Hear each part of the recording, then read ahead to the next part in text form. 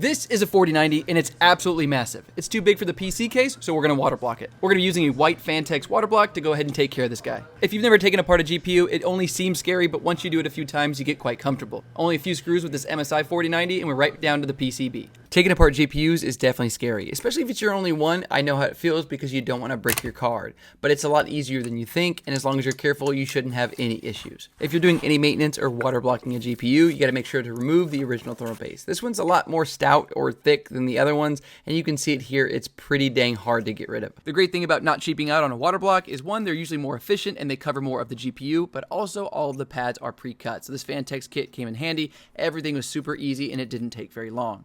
Now it's time to add the thermal paste to the GPU, and if I'm ever doing any custom water cooling, I'm going to be doing this manually to make sure every bit of that thing is covered. If I'm not doing liquid metal, I'm definitely using a spatula to spread this thing out. Now that everything's done, we can sandwich the block with the actual PCB. I just line up the holes from behind and look underneath it just so I can make sure I'm not moving anything, because you don't want the pads to move during this process because you're going to have worse temps if they don't move on top of the chips that they're supposed to be on. Now whenever doing your loop, just make sure that you don't power anything else on. You just want power going to the pump, because if there is a leak for whatever reason and you did something wrong, you don't fry any of the components. But look how beautiful this coolant looks. I know there's going to be extra maintenance, but I know that going in, but look at these chilly temps we are getting.